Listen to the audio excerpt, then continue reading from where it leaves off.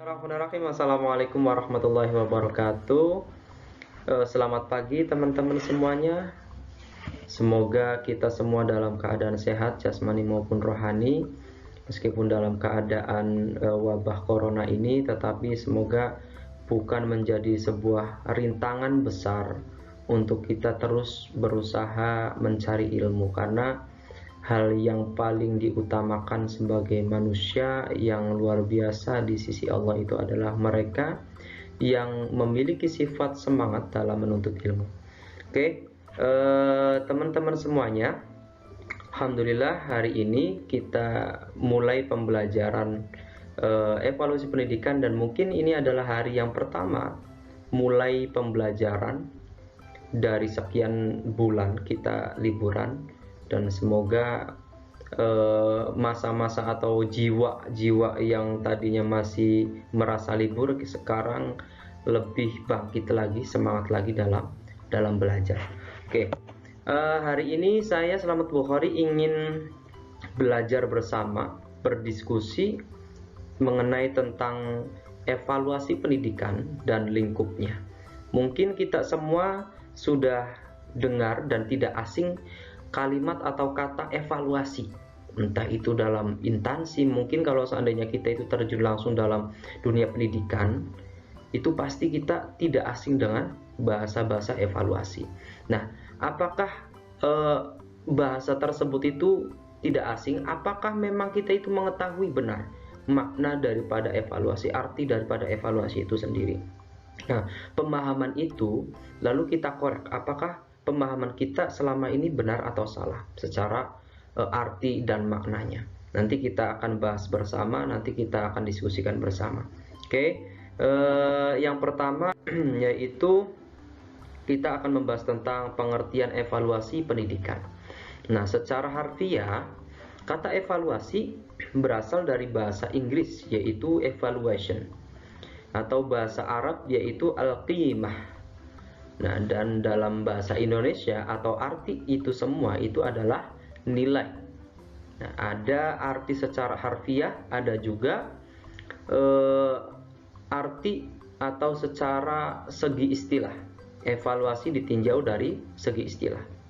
Nah, saya mengutip dari pendapat atau pernyataannya Bloom bahwa evaluasi adalah pengumpulan bukti-bukti secara sistematis untuk menentukan beberapa perubahan yang sebenarnya diperoleh dalam belajar yang dapat digunakan menentukan jumlah atau banyaknya atau derajat dari individual siswa. Jadi pandangan Bloom tentang evaluasi ini adalah sebuah bukti-bukti. Bukti-bukti itu bisa berbentuk dokumentasi, lalu data-data dan lain sebagainya. Itu adalah sebagai bukti hasil daripada pembelajaran atau hasil daripada kegiatan atau hasil daripada program-program yang dikumpulkan, yang dikemas, lalu kita kaji kira-kira menjadikan sebuah alat untuk mengoreksi, sebuah alat untuk atau hal-hal yang menjadikan kajian tersebut itu mengetahui kekurangannya di mana, kelebihannya di mana, lalu solusinya seperti apa. Itu adalah pandangan Bloom. Nah, begitupun pandangan Bloom itu langsung dipraktikkan dalam dunia pendidikan. Nah, oke, selanjutnya ada, sedangkan menurut Hermawan itu memberikan penjelasan tentang evaluasi, yaitu evaluasi adalah penilaian setelah proses penilaian ada hasil. Nah, hasilnya adalah yang kemudian menjadi semacam parameter untuk mengetahui apakah seorang itu berhasil atau tidak. Evaluasi sangat menentukan kualitas. Nah, kalau menurut Hermawan itu lebih secara umum ya, evaluasi atau pengertian evaluasi secara umum, tidak hanya dalam bidang pendidikan saja. Tetapi kalau seandainya kita praktikkan atau kita aplikatifkan atau aplikasikan ke dunia pendidikan, bahwa evaluasi itu adalah serangkaian penilaian, ya, penilaian. Lalu setelah penilaian itu ada hasil. Kira-kira hasil daripada penilaian itu kira-kira seperti apa? Nah, itu adalah evaluasi. Nah, hasilnya adalah yang kemudian menjadi semacam parameter atau sebagai tolak ukur sukses atau tidaknya dalam mencapai sebuah tujuan. Itu adalah evaluasi menurut Harris Hermawan.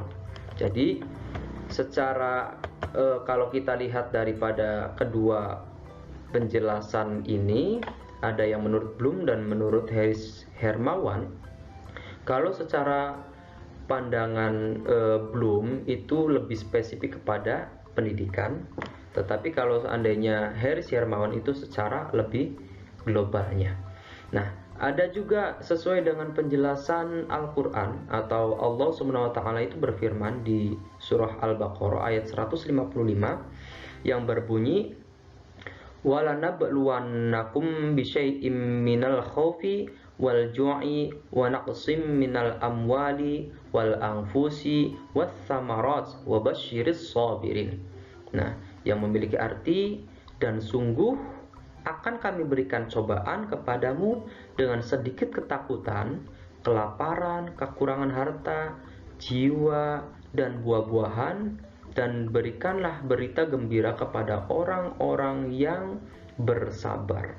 Nah, itu Allah berfirman dalam Al-Quran surah Al-Baqarah ini menjelaskan tentang bagaimana Allah itu memberikan cobaan kepada manusia, tidak lain itu agar manusia itu sendiri sadar akan apa yang ia lakukan.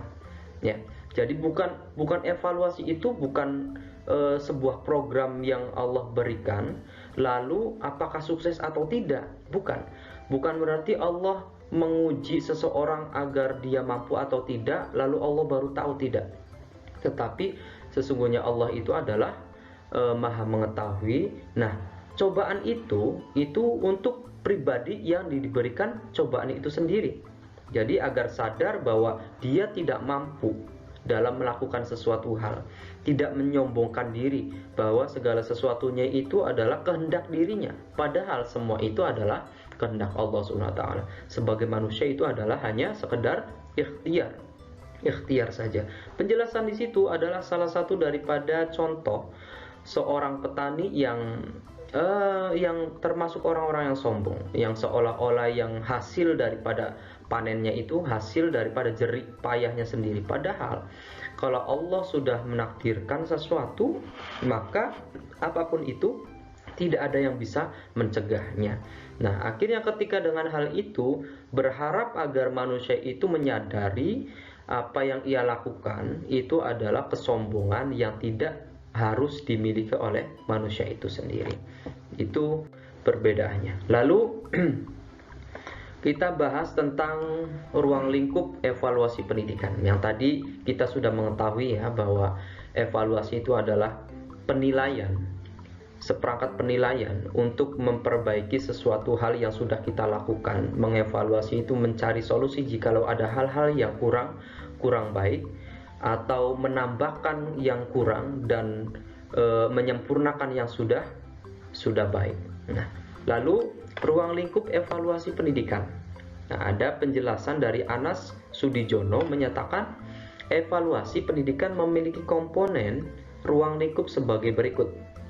Ada 3 komponen menurut Anas Sudijono. Yang pertama ada evaluasi program pengajaran. Nah, ada evaluasi program pengajaran. Jadi, kalau seandainya program pengajaran itu adalah hal yang harus dipersiapkan sebelum adanya pembelajaran. Itu program yang ingin kita lakukan ketika pembelajaran. Nah, itu kira-kira seperti apa dan sebagainya. Kalau kita langsung terjun di dunia pendidikan itu bisa jadi seperti halnya RPP. Itu program-program yang ingin kita lakukan ketika mengajar. Lalu yang kedua itu evaluasi proses pelaksanaan pengajaran. Nah, ketika memiliki program lalu dilaksanakan, lalu apakah yang kita lakukan itu sesuai dengan program yang kita buat? Nah, hal ini mengenai proses pelaksanaan pengajaran akan mencakup ada beberapa cakupan. Yang pertama yaitu kesesuaian antara proses belajar mengajar dengan garis besar program pengajaran yang ditentukan. Nah, itu tadi yang sudah dijelaskan. Yang kedua yaitu kesiapan guru dalam melaksanakan pengajaran atau program pengajaran. Siap atau tidak, kita jangan sampai kita membuat program pengajaran akan tetapi kita sendiri itu belum mampu untuk melaksanakan apa yang kita programkan. Jadi membuat program itu sesuai dengan apa yang kita mampu, apa yang kita tahu, apa yang bisa kita aplikasikan, apa yang bisa kita lakukan. Jangan sampai kita membuat program namun kita sama sekali tidak mampu melakukan itu. Nah, itu yang juga menjadi sebuah evaluasi. Lalu yang ketiga yaitu kesiapan siswa dalam mengikuti proses pembelajaran. Ketika hal itu sudah dilakukan oleh seorang guru, kita lihat daripada respon atau siswa itu sendiri, persiapannya seperti apa. Lalu yang keempat, minat atau perhatian siswa di dalam mengikuti pelajaran. Guru mampu atau tidak untuk mengajar atau mengajak siswa agar merasa nyaman, agar merasa senang ketika dalam pembelajarannya. Lalu kelima yaitu keaktifan atau partisipasi siswa selama proses pembelajaran berlangsung. Nah, ini juga sangat penting bahwa keaktifan atau partisipasi siswa itu apakah antusias dalam merespon, apakah dia itu enggan untuk aktif dalam pembelajaran tersebut, itu adalah harus kita evaluasi. Kalau seandainya ketika kita pembelajaran berlangsung lalu banyak siswa yang sekiranya merasa jenuh dan sebagainya, itu adalah sebagai salah satu hal yang harus dievaluasi. Kira-kira hal apa yang harus kita perbaiki dan sebagainya. Lalu yang keenam yaitu peranan bimbingan dan penyuluhan terhadap siswa yang memerlukannya. Jadi kita sebagai seorang guru itu harus mengetahui tentang kemampuan siswa. Ketika kita dalam mengajarkan sesuatu, lalu kemampuan siswa kita harus mengetahui. Jikalau secara umum itu memahami pembelajaran yang kita sampaikan, lalu ada beberapa siswa yang tidak mampu seperti halnya yang lain, maka kita harus tahu. Lalu ada program yang lain. Ada program yang lain yaitu bimbingan dan penyuluhan terhadap siswa yang memerlukannya, memerlukan bimbingan khusus untuk siswa-siswa yang tidak seperti hanya teman-teman yang lain yang mudah atau cepat untuk menangkap pemahamannya. Lalu kemudian komunikasi dua arah antara guru dan murid selama proses pembelajaran berlangsung. Jadi seorang guru tidak melulu menceritakan atau membahas apa materi yang diajarkan oleh seorang guru, tetapi sekira adanya komunikasi antara guru dengan siswa. Nah, itu juga harus dievaluasi. Apakah ketika kita mengajar itu ada komunikasi yang sekiranya komunikatif antara seorang guru dengan siswa. Lalu sekiranya komunikasi itu yang menarik, bukan yang menjadikan komunikasi itu yang menjenuhkan bagi seorang siswa. Sehingga ketika menyampaikan atau bertanya, berkomunikasi dengan siswa, siswa pun akan merasa nyaman dan senang terhadap pertanyaan atau berkomunikasi dengan seorang guru dalam pembelajaran. Lalu pemberian dorongan atau motivasi terhadap siswa. Nah, itu juga menjadi evaluasi bahwa seorang guru harus menjadi motivator kepada muridnya agar terus semangat dalam belajar. Lalu berikutnya pemberian tugas-tugas kepada siswa dalam rangka penerapan teori-teori yang diperoleh di dalam kelas. Nah, ini juga tugas-tugas ini juga adalah salah satu daripada kita untuk mengetahui kemampuan-kemampuan siswa dalam penilaian. Lalu berikutnya upaya menghilangkan dampak negatif yang timbul sebagai akibat dari kegiatan-kegiatan yang dilakukan di sekolah. Jadi hal-hal yang buruk yang dimiliki yang pembawaannya dari luar, lalu kita mampu untuk bisa merubah hal-hal yang negatif itu menjadi hal-hal yang positif dalam pembelajaran. Nah, itu yang kedua. Yang ketiga yaitu evaluasi hasil belajar. evaluasi hasil belajar. Ada program belajar, ada kegiatan pembelajaran, ya, ada kegiatan pembelajaran, ada hasil belajar, ya. Hasil belajarnya seperti apa? Itu pun harus ada evaluasi. Nah, ini yang sangat penting. Yang sangat penting itu adalah hasilnya, ya. Segala sesuatunya itu adalah hasilnya. Jikalau hasilnya tidak mencukupi, hasilnya itu tidak sesuai dengan tujuan, maka perlu adanya perbaikan dari program-program itu sendiri. Lalu pembelajaran ketika melakukan program itu sendiri di dalam kelas, nah itu harus ada perbaikan yang lebih diperbaiki lebih dalam. Nah, kira-kira seperti apa hasil belajarnya? Ada dua komponen dalam mengevaluasi hasil belajar, yaitu evaluasi mengenai tingkat penguasaan peserta didik dalam materinya, ya.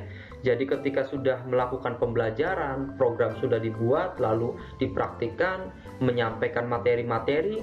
Nah, setelah selesai dalam menyampaikan materi, itu kita evaluasi apakah materi tersebut itu tersampaikan kepada seorang murid, tersampaikan kepada murid-murid, apakah mereka itu paham, apakah mereka itu mengerti apa yang kita jelaskan, apakah mereka itu memahami apa materi-materi yang kita sampaikan. Lalu berikutnya yaitu evaluasi mengenai tingkat pencapaian peserta didik. Jadi seorang guru juga memiliki capaian nilai. Nah, jadi seorang guru itu memiliki nilai yang ditargetkan minimal, yaitu menjadi seperti halnya KKM. Nah, berikutnya ada subjek dan objek evaluasi pendidikan. Ada subjek dan objeknya. Kira-kira yang kita evaluasi itu apa saja dalam pembelajaran itu sendiri, dalam pendidikan, dunia pendidikan atau pembelajaran, ya. Nah, kira-kira apa saja? Ada yang pertama itu ranah kognitif. Ranah kognitif itu adalah ranah pengetahuan. Ya, ranah pengetahuan. Yang pertama, ranah pengetahuan itu mencakup apa saja? Pengetahuan, pemahaman, lalu penerapan, lalu analisis, sintesis, evaluasi. Pengetahuan itu adalah kemampuan seorang untuk mengingat-ingat kembali atau mengenali kembali tentang nama, istilah, ide, gejala, rumus-rumus dan sebagainya. Itu adalah ranahnya pengetahuan. Lalu yang berikutnya itu adalah pemahaman. Pemahaman itu adalah kemampuan seorang untuk mengerti atau memahami sesuatu setelah sesuatu itu diketahui dan diingat dari berbagai segi, sehingga dapat memberikan penjelasan atau memberi uraian yang lebih rinci tentang hal itu dengan kata-kata sendiri. Nah, bisa menyampaikan, bisa menguraikan apa yang ia tahu. Itu artinya memahami dari materi-materi yang sudah disampaikan oleh seorang guru. Lalu penerapan atau aplikasi dari pemahaman-pemahaman dari apa yang ia ketahui, lalu dia, seorang murid itu mampu atau sanggup untuk menerapkan atau menggunakan ide-ide umum, tata cara, ataupun metode-metode, prinsip-prinsip, rumus-rumus, teori-teori, dan sebagainya dalam situasi yang baru dan konkret. Itu adalah penerapan atau aplikasi. Lalu yang keempat yaitu analisis. Nah, analisis ini adalah kemampuan seseorang untuk merinci atau menguraikan suatu bahan atau keadaan menurut bagian-bagian yang lebih kecil dan mampu memahami hubungan di antara bagian-bagian atau faktor-faktor yang satu dengan faktor-faktor lainnya. Jadi siswa itu mampu meneliti, menelaah, mengkaji, memperdalam tentang materi-materi yang disampaikan oleh seorang guru. Lalu yang kelima itu ada sintesis. Ya, ada sintesis itu adalah kemampuan berpikir yang merupakan kebalikan dari proses berpikir analisis. Sintesis merupakan suatu proses yang memadukan bagian-bagian atau unsur-unsur secara logis. Ya, jadi sintesis ini adalah berpikir mendalam, berpengetahuan secara luas untuk memahami materi-materi yang disampaikan oleh seorang guru. Lalu yang keenam ada evaluasi. Nah, evaluasi ini merupakan kemampuan seseorang membuat pertimbangan Jadi ketika seorang guru itu menyampaikan materi khusus, lalu seorang guru itu mampu mempertimbangkan atau menganalisa sesuatu, lalu melihat daripada situasi, nilai atau ide dari apa yang ia nalarkan atau apa yang ia pikirkan.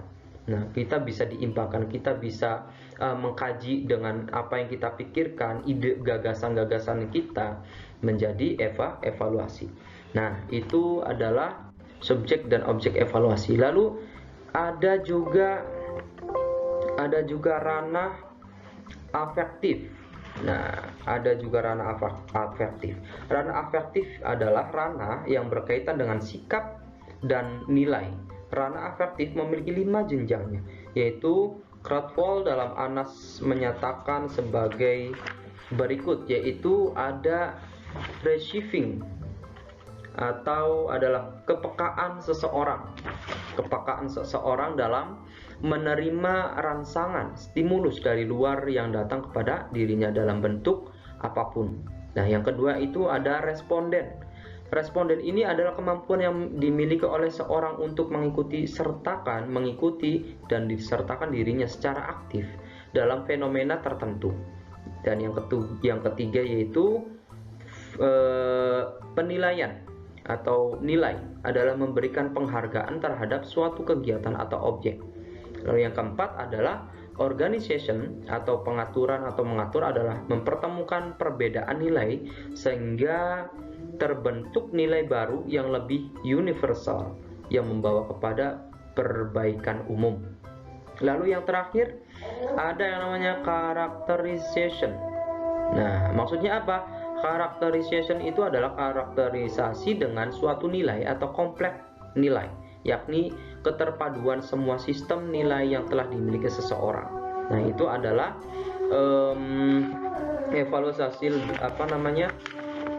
ranah afektif atau sikap. Nah, ada juga yang terakhir itu ranahnya itu adalah ranah psikomotorik. Ada ranah psikomotorik, yaitu ranah psikomotorik ini ada yang dinamakan persepsi. Ya, psikomotorik itu adalah skill atau kemampuan yang ada pada diri kita yang bertindak setelah seseorang menerima pengalaman belajar tertentu. Nah, skill kayak contoh kita dalam pembelajaran